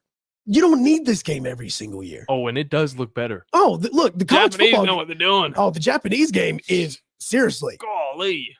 If I were to play that game on a video game stream, it would be way more entertaining than if I were to play MLB The Show. Not because of my skill level, because trust me, that game is way harder. I mean, I got blown out by the worst team in the league last night by 15 runs because it went up a level on difficulty. They were raking everything. Worst team in the league. And this is a guy that used to get blown out in Tennessee Titans. Yeah, see, so I mean, I used to do that. But it was we got to be smarter. Now, we don't need to be Grand Theft Auto 6 where, now we've got kids that were playing this game that have kids that are going to be getting into playing it. I cannot believe. First, 2012. Think about all that was different back in 2012. All right, that's when GTA 5 came out. Yeah, I was single, didn't have any kids, hadn't even met my wife yet. I mean, seriously. And now we've got 3 kids. 2 of them were just up here. And she's listening as she's driving right now. And she's sitting there going, there was no way I was ever going to date that man back in 2012. And look at where we are. That's exactly what she and I both were. That's how long ago it was. I've moved like 6 times since then. I didn't even live in Winchester. And that's when I know that there was like a split in my life. Either way, we got to hop into a break, Joe. We need to change our mental because we got to talk a little bit of college baseball. Yes. Because we are looking forward now to the NCAA tournament, which you will be able to listen to a few of those games. It's a lot more than what the SEC tournament had, but you will be able to listen to a few of those games on 97.7 ESPN The Zone. Joe Healy, and we're going to talk. I'm going to ask him about this. Yeah. He was at the SEC tournament, the SWAC tournament, and the Sun Belt tournament. Gets a little taste. All at the same time. How do you do that? We will find out when we come back. Joe Healy of D1 Baseball coming up next on 97.7 ESPN, The Zone, WZZN TV, and the Blitz. I'm here with Stan McDonald of Jacob Title. Stan, I've heard that every real estate closing at Jacob Title is a very big deal. Why is that? Wes, I'm reminded of a very impactful statement that I heard from Coach Gene Stallings years ago when he talked about big games and little games. He said he didn't like that comparison. He says, because try losing one of those little games, and if you ever do, it ends up being the biggest game all year long. Well, it's the same thing with real estate closings. Every game, every closing is a very big deal at Jacob Title. Because when it's your closing and your contract on the line, it's a very big deal, and we understand that at Jacob Title. So it sounds like whether your client is a first-time residential buyer or a multi-million-dollar investor, they can expect your A game. That's exactly right. As a matter of fact, when you bring your real estate closing to us at Jacob Title, we understand it's all about trust and confidence. And when Stan McDonald tells you that a chicken dips snuff, you can look under his wing for the box. And like Beams likes to say, there's no doubt about it. No representation is made that the quality of legal services to be performed is greater than the quality of legal services performed by other lawyers. A wise man once said, if you take care of old folks and children, everything in the middle will take care of itself. Hi, I'm Danny Aldridge, lawyer in Alabama and Tennessee. In the next 20 years, the number of those folks over 65 years of age will more than double. In our golden years, the most important goal is to be treated with dignity and have control over doing what makes you grateful with those you love. At the Aldridge Law Firm and the Legal Town Center, we're dedicated to help you with these goals, and we'll be there when life throws you those inevitable curveballs. Let us assist you with your legal needs, whatever they may be or become. You may reach us by phone at 256-534-3188 or online with Dan at danaldridgelaw.com. Just remember, we're here to help. Whether it's personal injury, wrongful death, fraud and cheat, or estate planning made complete, we're here to help. Tom Abraham here for Valley Equipment Rental. You know, if you're a contractor installing fences, you need Valley Equipment Rental for augers of all sizes. And if you need a forklift to get those shingles up high on a roof, Valley Equipment has 10K lifts that reach to 56 feet. Valley also has tow-behind lifts that have a working height of 35 to 55 feet as well for power washing those two-story homes or doing whatever else you need to do. Lifts, forklifts, tow-behind lifts, 35 feet and up. They have your lift at Valley Equipment Rental. 2 locations, North and South Parkway. Valley Equipment Rental. Would you call a plumber for a root canal? The same goes for selling your timberland or farm. Choose someone who understands your property and can help you on the front end so you can capitalize on the back end. I am Bo Butler with Southland Realty and Auction. As a guide, I have put many hunters in position to take a shot. It's time for you to take your shot. Let's talk about putting you in position to sell your property. Call me at 256-609-0512. Remember, Bo knows land. You don't have to go somewhere else just so you can go somewhere new. Plan your next vacation with Huntsville International Airport and Breeze Airways. Enjoy friendly, convenient, nonstop travel to some of the most exciting destinations in the U.S., including the home of 12 world-famous theme parks, Orlando, Florida. With flights starting as low as just $49, Breeze has got you covered with easy, breezy, nonstop flights to Orlando. Make all their dreams come true. Book nonstop to Orlando now at flybreeze.com. SportsMed is the official team physicians of the Rocket City Trash Pandas. And if the pros trust SportsMed, you can too. SportsMed provides every service you might need for complete orthopedic care, specializing in orthopedic surgery, sports medicine, joint replacement, spine surgery, neurosurgery, and podiatry. And they offer their own brace shop, in-house full-body MRI, physical therapy, walk-in clinic, and so much more. 4 locations and on the web at sportsmedalabama.com. The Atlanta Braves. Swung on and crushed deep left field. Kepler going back. Here comes some late night dynamite here at Truist Park. A walk-off home run by Marcell Ozuna. All season long on 97.7 ESPN The Zone.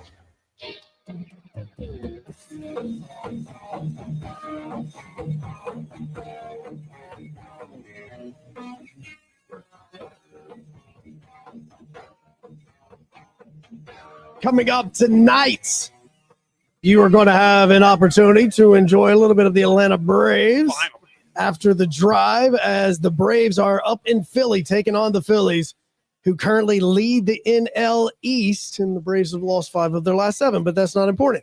The idea is that there's opportunity for the Braves to try to get and cut into that 8.5 game deficit. Now, that's a trip. The man that is about to join us here in a few seconds is a little bit on a trip himself.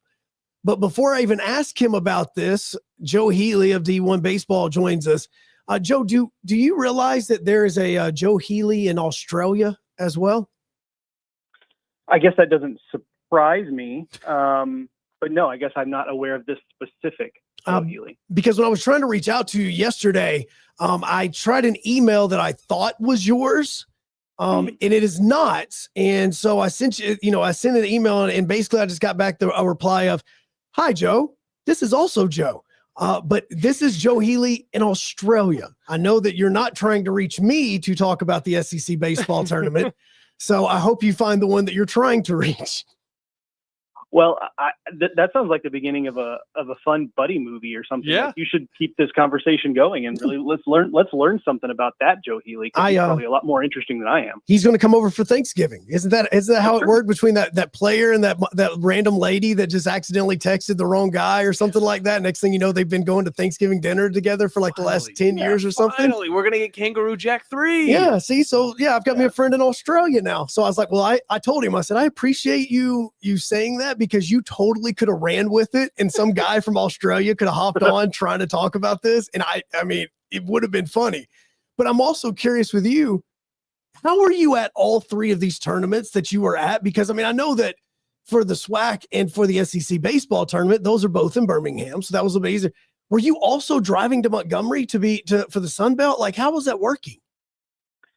Yeah, I was driving down. It helps, it helps to be in Hoover, because you're already a little bit further south, right? So like it does cut a little bit of the drive time out. So that was helpful. But yeah, I was just kind of letting vibes make my decisions on where I was going. And also I should give a shout out to Mark Etheridge, my colleague on the SEC side of things at D1 Baseball. He was going to be in Hoover the whole time. So it was kind of easy for me to just go on these side quests, if you will. But in a long week like that, it's really helpful to, just be somewhere different instead of sitting in the same chair for 6 straight days. So, and, when you get down to the Sun Belt, you're seeing Coastal Carolina and Southern Miss, 2 teams that are obviously really, really good. So it just felt like a chance for me to see some teams I don't normally get to see and be able to do it relatively efficiently. So I had a lot of fun down there. Well, and you mentioned 2 teams that we've already discussed today, because Coastal Carolina, they're hosting a regional with Conway. Florida's involved with that. Alabama's heading to Hattiesburg with Southern Miss. For these 2 teams that obviously we're going to be paying attention to because of the tournament, what are teams that have not watched them, or fans that have not watched them, really going to see with Southern Miss and Coastal?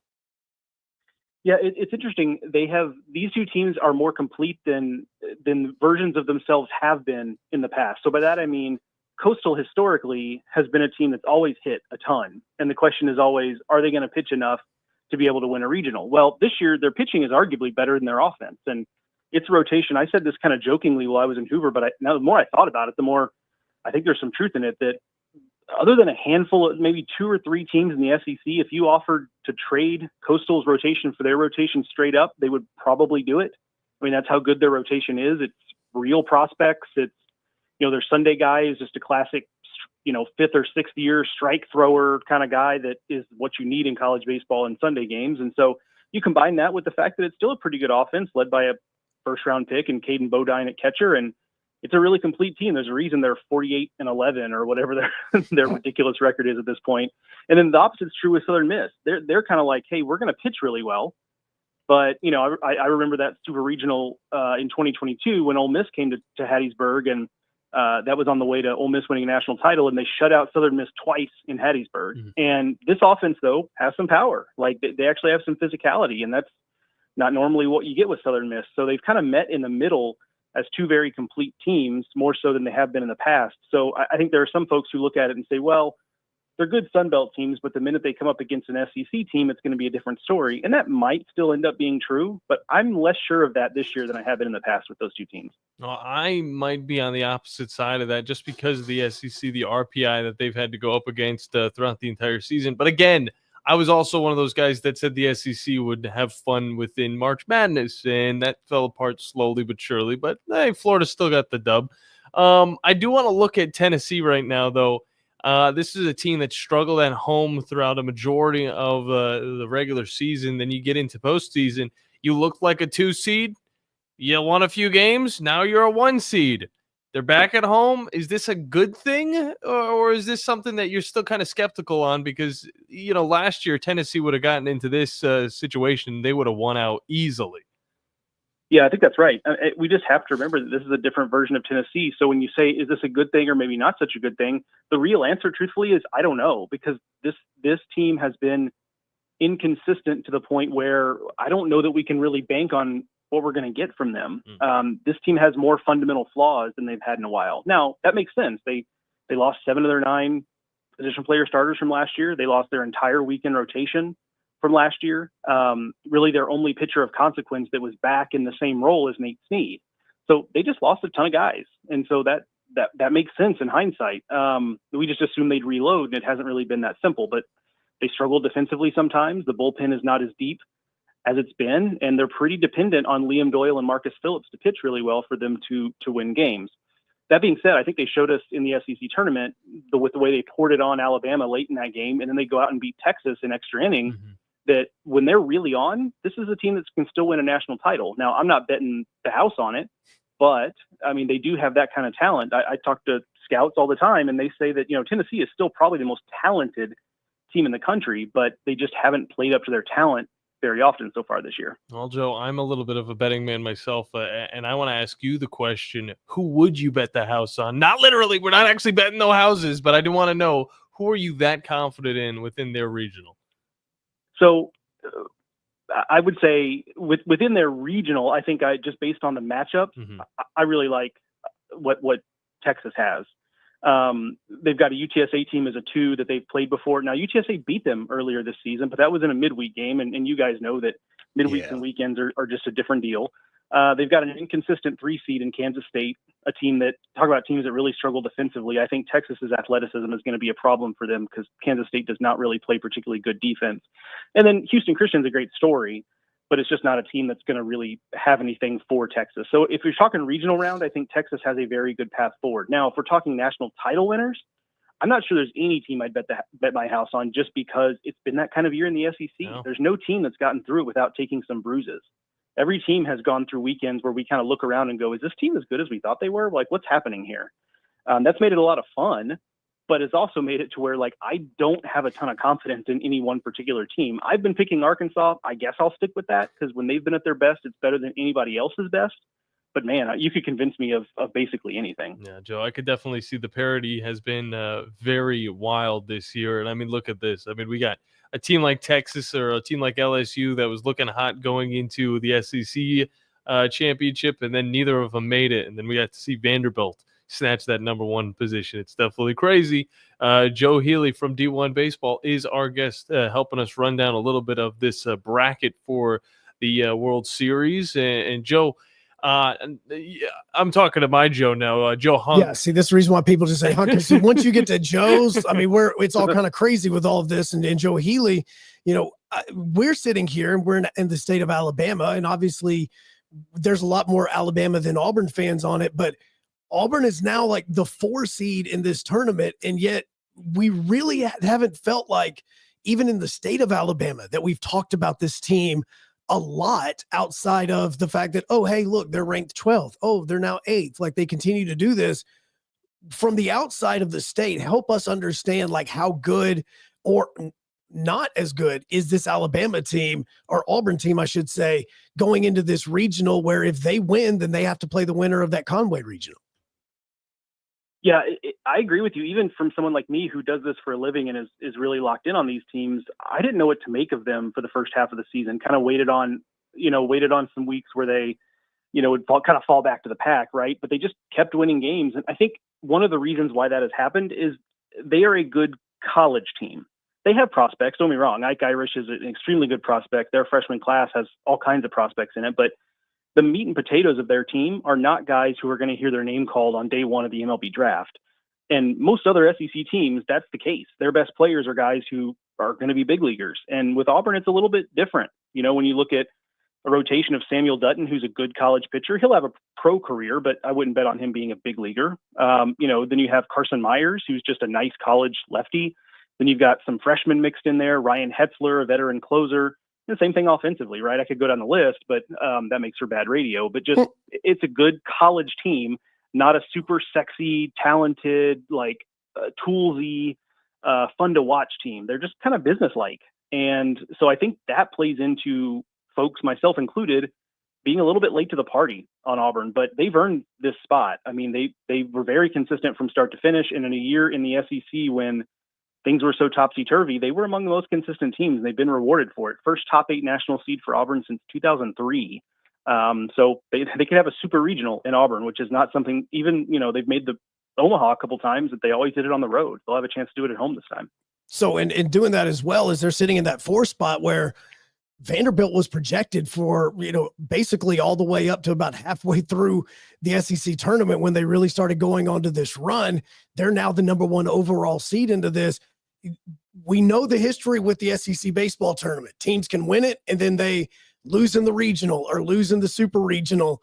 What do you think about what Vanderbilt did in front of your eyes when you were down at Hoover, as well as what it could do for them in the tournament? Yeah, I think that Vanderbilt is hoping that maybe last year's Tennessee team started a new precedent because, you know, that team won the SEC tournament and then went on to win a national title. So they're hoping that maybe that has broken a little bit of that pattern. What impresses me about Vanderbilt is 2 things. One is that they just got better all season. And, you know, so often as teams get injured or freshmen hit the freshman wall or scouting reports get out, and so certain guys don't perform as well over the second half, teams don't get better. They got better. Their hitting is better now than it has been all season. Their bullpen is the deepest in the SEC, perhaps the deepest in the country. We didn't even in Hoover didn't even see all of their good relievers. Like there were some guys they probably would have liked to have gotten some work, but they just didn't have a chance to get work because they went 3-0 and won the thing. So I think there's still a chance that they get into a situation where the offense, which even at their best is still very good, not great. I do think there's a chance they get into a matchup where they just don't score enough, but this team over the last 6 to 8 weeks, and certainly with what we saw in Hoover, you know, it looks like an Omaha team. They defend well, they pitch well, and they do just enough offensively to make sure those 2 things stand up. Well, Joe, I want to look at something. You don't just cover the SEC. You don't just cover any one conference. You are with D1 baseball, and you've got your eyes on the entirety of college baseball. SEC's got 13 teams. ACC's got 9. Big 12's got 8. I'm looking at the ACC right now, and I want to know, from your point of view, who you've liked and who you've viewed as a team that could possibly make a little run to the World Series.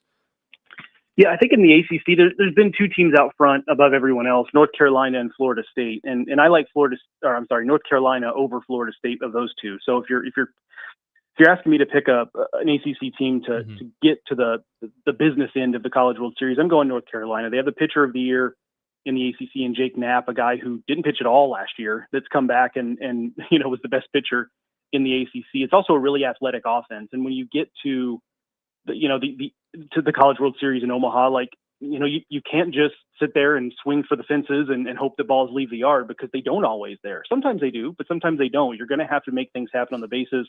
UNC can do that. Now, that being said, Florida State, with Jamie Arnold and Joey Vellini in their rotation, might have the best 1-2 punch in the country in terms of rotation, but they have some bullpen issues, and they're going to have to be a team that gets out front and gets out to a lead, and then their bullpen's able to kind of coast in with it, because if they play a bunch of close games in the postseason, I'm not entirely sure I'm confident in their bullpen to be able to close enough of those out.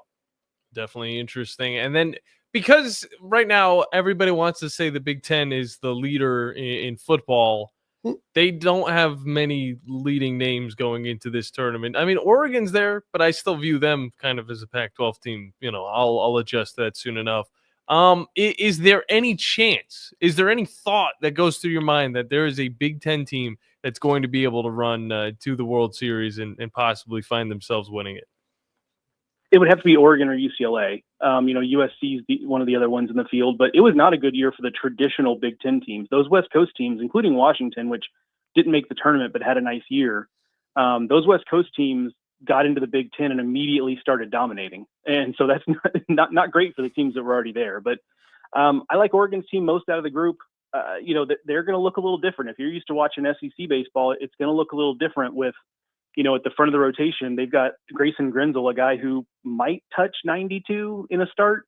He's a kind of that crafty lefty that throws a bunch of strikes, and they've got a lot of pitchers that are kind of like that, which can go both ways, right? Because hitters aren't used to seeing, somebody that's getting by on off-speed stuff and a fastball at 90 miles an hour. But on the other hand, if he's not locating, he can get hit hard because he's not really throwing it past anybody. But the offense is as good as the top SEC offenses. Mason Neville, the Big Ten Player of the Year, is maybe as good a power hitter as exists in the entire country. They play in a ballpark where it's not always easy to get the ball out, especially early in the season, and he's got 26 home runs this season. So I would pick Oregon of the Big Ten's group, but it'll be Oregon or UCLA, and those guys are going to have to carry the flag for the Big Ten because there wasn't a lot behind them. Well, that's why they brought him in the first place. They needed that help. Joe? Well, and Joe Healy of D1 Baseball joins us for a couple of more minutes, and I may have missed this, and so I apologize if you've already went into detail about this. You were talking about how you were going to ride with Arkansas if you had to pick a team from the SEC, but they're kind of like me. I made an NHL bracket and I actually put the Toronto Maple Leafs winning the Stanley Cup, and we all know that's wrong. But Arkansas is kind of that team. They continue to get to super regionals, College World Series, but it's like the winning part of it that we're curious about. What makes this Arkansas team just a little bit different this year that you go, you know what, they could be the one that wins it? Yeah, the offense is just leaps and bounds better than it's been. This might be statistically the best offense that Dave Van Horn has had at Arkansas, and they've had some pretty good ones, especially if you go back 10 or 12 years. But the offense is just different. The last couple of years, the problem has been offense. Pitching has never really been an issue, but they get into these games where it's a 3-2 game, and then what you leave yourself susceptible to is one big swing can change the game for the other team, and we've seen that happen time and again for Arkansas, and so they've missed Omaha the last couple of years. But this offense is different. When they're swinging it well, they're as good as any offense in the country. Vahiva Aloy, the SEC Player of the Year, if you've not seen him play, he's a lot of fun. He and his brother both on Arkansas. So I think they've got an ability to win some games in different ways, whereas the last 2 years, they've really just had to pitch extremely well to be able to win games. It's a different deal this year. So the other thing I would say is too, that when they get to Omaha, they typically make it pretty far. And I would compare that to like Florida State, which is one of the other teams that famously under Mike Martin got to Omaha a bunch and never won it. There were a lot of early exits for Florida State in those situations, whereas Arkansas tends to win some games in Omaha. So unless you're just convinced that Dave Van Horn there's something wrong about the way he goes about coaching his team that keeps Arkansas from winning, and I don't believe that, I think they'll get there eventually. You just got to keep getting to that stage, and I think eventually they'll be holding the trophy at the end. And that year could be this year, but it's baseball. Yeah. Things happen. Well, and the final question for you is kind of a random one, but I meant to ask it earlier. Bethune-Cookman is heading to Tallahassee. They're the ones that actually won the SWAC championship. The reason I ask you about it is because that thing happened at Rickwood Field, and it was so incredibly cool to see that Rickwood's getting used for more than what it used to. What was it like for you going over there to Rickwood to use and to watch some of those games? Yeah, it was one of the coolest experiences I've had in my professional career. It was you walk in there and it's just a goosebumps moment. And I'm not someone who typically is overly sentimental about things like that, but you think about, you're standing on the same ground that Babe Ruth stood on, and it gives you chills because there aren't many places that exist like that anymore. And so it was a fun experience. And, oh, by the way, like the stadium itself looks like it hasn't been touched since it opened in 1910, which is a beautiful thing. It's like watching a baseball game in a museum, but MLB has invested a lot of money in making sure the playing surface is up to snuff, making sure kind of like the press box operations are modernized. And so it sets the field up and the SWAC up to continue to have success in playing that tournament there, for Rickwood Field to continue to flourish. MLB continues to invest in it because MLB wants to come back at some point and play another game there, which I think is great. The SWAC tournament kind of famously bounces around a bunch of different places and has never found a home. So I think it's cool that a place that has that Negro Leagues history, like Rickwood Field, is the home of the SWAC tournament. I just think that's a really fun little match between conference and stadium. So if you're a fan listening who goes to Hoover, to see the SEC tournament, I would suggest take a little half day and go up to Birmingham. It's a 20-minute drive from Hoover. Go to Rickwood Field and see a couple games there. I don't think you'll regret it. They've got a museum on site. If you love baseball, you'll find some cool stuff there. I had a lot of fun. Oh, good. Yeah, that's that place, and especially seeing the way it was. I've played there. I know a lot of people that obviously have played there, and we played there before the renovations took place. And so to see how they have renovated and made the stadium look even better, the museum got added, like you were talking about. Like, there's a lot of cool things that have been added to Rickwood that is, that you weren't using. And Miles College uses that for their home field during the regular season as well. So it's getting a lot more use compared to what it used to be, which is, hey, men's baseball leagues used to play there during the summer, like every other weekend or something. And that was basically what it was all used for. Yeah, it is cool to see it in kind of in its glory again. It feels feels so old and yet new in a lot of beautiful ways. So here, and congrats to Miles College, for getting to play its home games now in a place that has an MLB quality playing surface. That's you don't see that much at that level of college baseball. No, I mean that's the cool thing for them. I mean, you're going to Miles and there's like, hey, by the way, we're getting to play at Rickwood. Like, that is incredibly cool to see, and a cool place for you to, and it's a selling point as well that you get to play there. So just wanted to ask you about that, Joe. I know that you had a very busy week, so we appreciate you hopping on, and I hope you can enjoy some college baseball. Are you going to just one location, or are they going to have you driving to 5 others? As far as I know, just one location, going to Auburn. I'm still hanging out in the state of Alabama. It didn't make sense to go home and then come back out. So going to Auburn, is there a chance if Auburn's regional is over on Sunday and Athens has a game on Monday, I could drive up there or something, but I'm planning on just being in one location for a change. Okay. Well, enjoy some Mama Goldbergs. Hey, yeah, will do. You don't have to tell me twice. All right, man. Joe Healy, we appreciate it, sir. Thank you, fellas. All right, see you. That's Joe Healy of D1 Baseball, who is going to be the person you want to follow on X, because he is going to be down in Auburn for that regional. There you go. And he's got a lot more than just Auburn to talk about. To just go and check him out over on socials and on d1baseball.com. You'll find his articles quite quickly. Let's hop into a break. When we get back, Joe, what's up? The Steelers have a contingency plan, and it includes an Atlanta boy. We'll talk about that when we get back and more here on the Blitz on 97.7 ESPN The Zone and WZZN TV.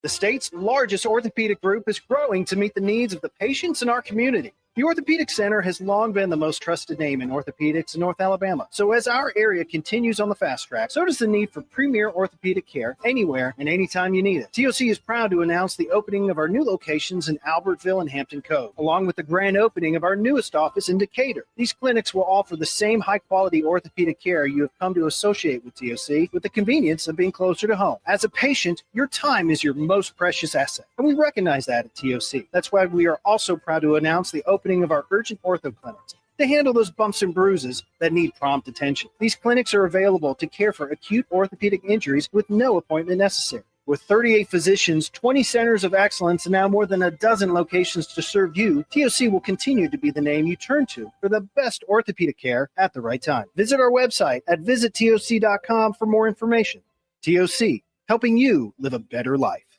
Are you tired of power outages disrupting your life?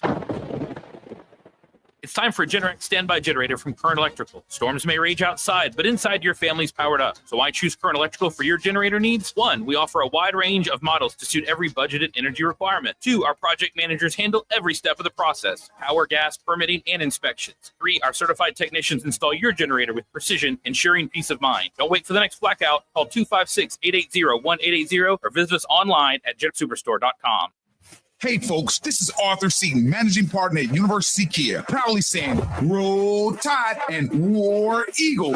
Stop into University Kia today and shop one of the area's largest selection of new Kias, including Fortes, Seltos, Telluride, and Popular Carnival, and fully electric EV6. View all the great specials at universitykia.com and get pre-approved in minutes so you can drive home your new Kia you really want, because we want to see you in a University Kia.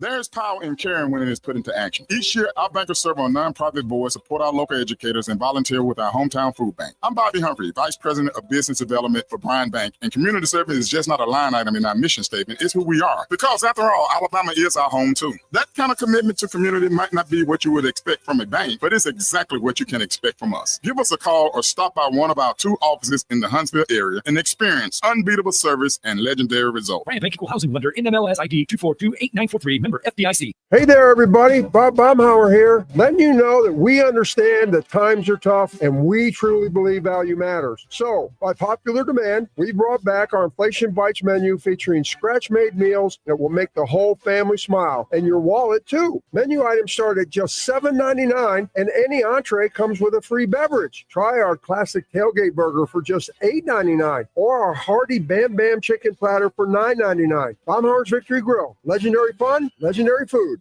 Looking for your next game day party destination? Well, think outside the box and kick back at Flow Supreme Air. And you may be thinking, isn't that the trampoline place? Of course it is. But it's also the one-stop spot for all things fun. And if kicking back with the boys to watch the game is your jam, then you're in the right spot. Jump or not, Flow tends to all ages, meaning while you sit back and watch the game, but little Jimmy's having the time of his life perfecting that front flip he most definitely wants to show you. You got this, Jimmy. So next time you think Flow, think fun for everyone. Is your financial advisor offering you up to a 30% upfront bonus? Are they promising you up to 10% growth per year guaranteed for your retirement income? If not, you need a new financial advisor. I'm Jeff Jr., founder of Trajan Wealth. If you plan to retire within the next 10 years, don't wait only to find out it's too late. I've seen hardworking folks like you retire only to be required to go back to work, all because their advisor told them guarantees like these were too good to be true. They're not. That's up to $30,000 up front or up to $10,000 per year on $100,000, all guaranteed for retirement income. Don't work when you're supposed to be retired. If any financial advisor tells you it's too good to be true, they simply don't have the options we do. Call Trajan today, 256-208-9000, 256-208-9000.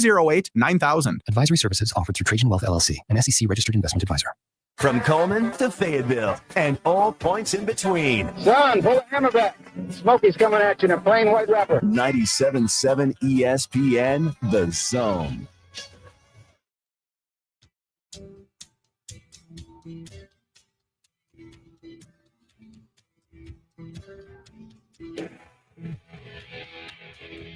Last segment, best segment, 97.7 ESPN, The Zone, and The Blitz. Joe Hogg, John Abraham on this Tuesday morning. Beautiful outside. Hope you're driving safely. Please drive safely because we've already had enough accidents today, and they're really, really annoying. Yeah, and I cannot find the traffic reports. Blame me. Probably got in an accident himself. So I'm looking right now as Tom Abraham's show's coming up here in just about an hour from right now. He's going to be broadcasting live from Baumhauer's.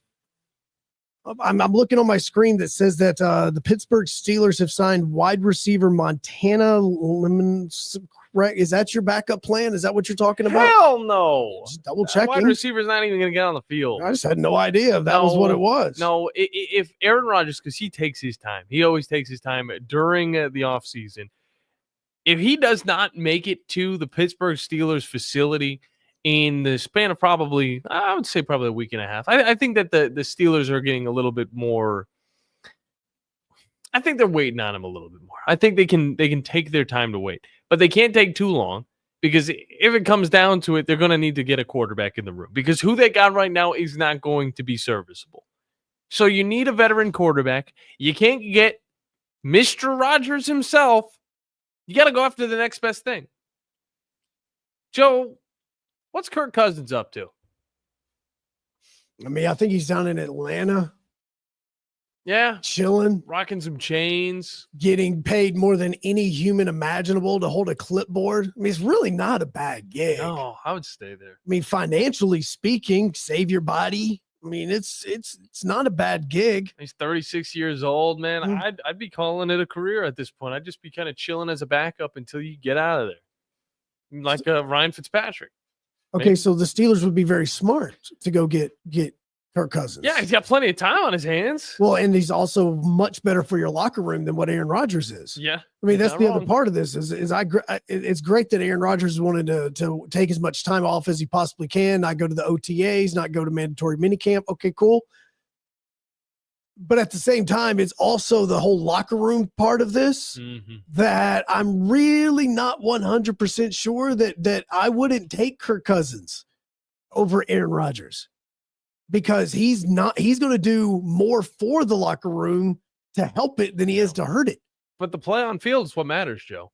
You can have the biggest ass in all of football on your team, but if he's playing well on the field, that's all that matters. But he's not. Aaron Rodgers? You Rodgers think Kirk Cousins would play better than Aaron Rodgers? I look at the decision making that both quarterbacks have. It's very good. I think of the calmness that both quarterbacks have. I'd give the edge to Aaron Rodgers. They are pretty equal, but there's something about the vision about Aaron Rodgers that has just been lights out. And you might not have the same wide receivers that you had as a Jet. Definitely not for Kirk Cousins as he was with the Vikings. Definitely not with the Falcons, because the Falcons, I thought they had some good weapons. The Steelers don't. They've got DK Metcalf. That's who you could throw out there as a weapon.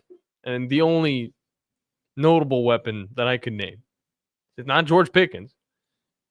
I would take the risk of going with a guy like Kirk Cousins just because of what you said. The locker room presence. Both of them have screwed up Achilles. One of them's a little bit younger. I would go with Kirk Cousins. This shouldn't have even been a question. But the money. You're going to have to pick up a lot of that money. Yeah, the problem's going to be the money and what you would possibly send, because you would have to send. I mean, you would have to get Kirk Cousins, you're going to have to send a first-round draft pick. To take on that amount of money? The Falcons might want to just give that money to them. Just like, hey, you guys pay for this quarterback. Give us a third or fourth round. I think you'll be fine. It was a bust. Maybe a second. Anyway, for me and Joe, we're out of here. We'll catch you guys tomorrow here on the Blitz. Forgiveness. Wow, what a word. What a gift.